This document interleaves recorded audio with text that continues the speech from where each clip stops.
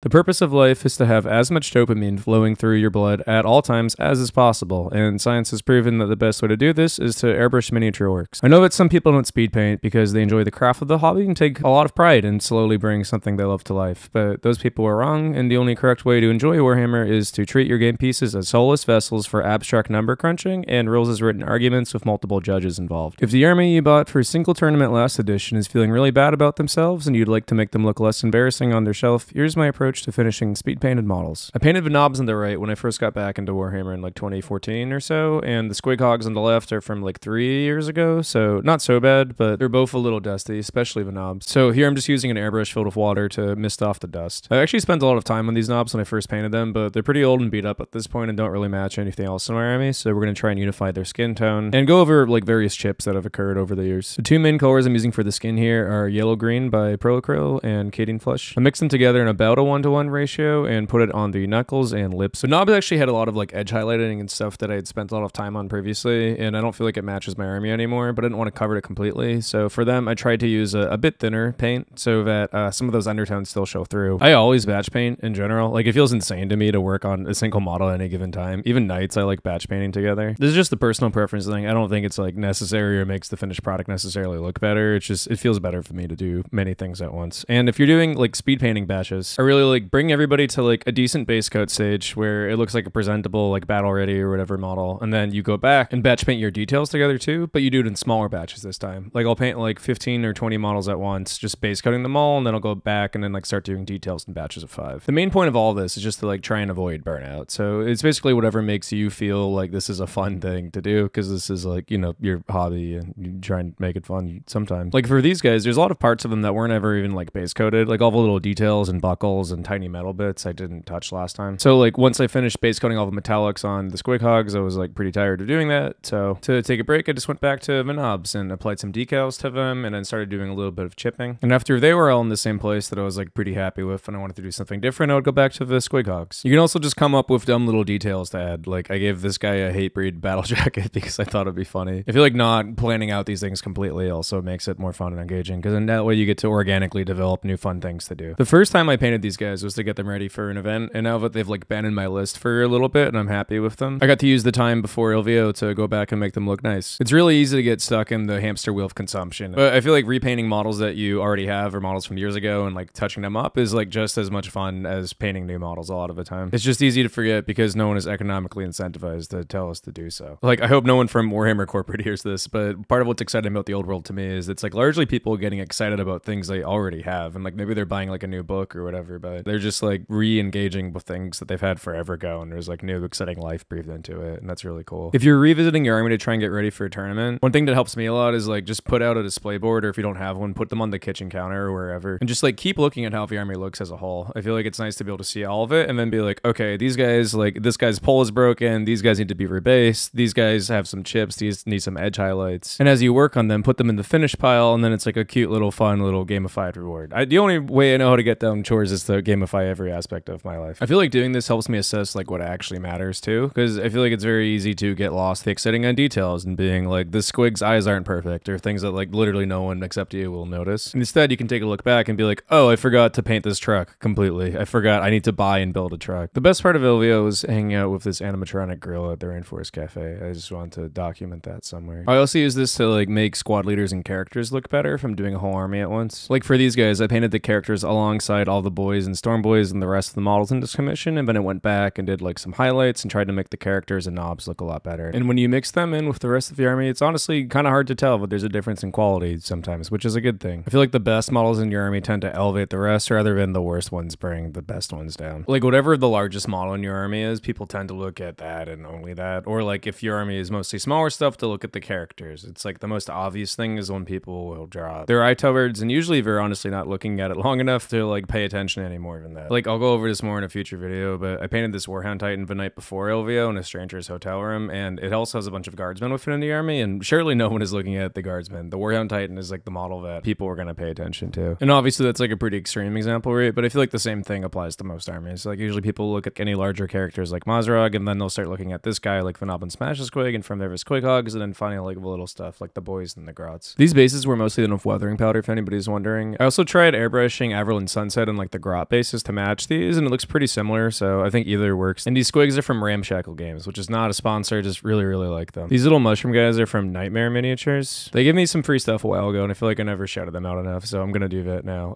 Go buy from Nightmare Miniatures. They're all like Cav Adams sculpts. They're really, really awesome. Just like good Old Hammer style sculpts. Anyways, that's it. That's the video. I'm gonna do some Old Hammer videos soon. I'm dedusting all the orcs in my closet that have been there since like 3 years ago when I painted a board chariot in my car, and yeah, they're gonna get finished now, maybe, finally. I also recently got sponsored by a local store in my area, Loaded Dice Games. If you go to their site and use code ClownFarm in all caps, you can get stuff at a discount. I forget how much. All right, I just checked. There's no discount. I'm sorry. I just get 5%. You do yourself no favors and me a 5% kickback. But yeah, they're nice people. It's a good store. I think their discounts are like 15% GW retail already or something. So it's definitely cheaper than just buying from Games Workshop. Like and subscribe or whatever if you want to. If not, it's fine. Goodbye.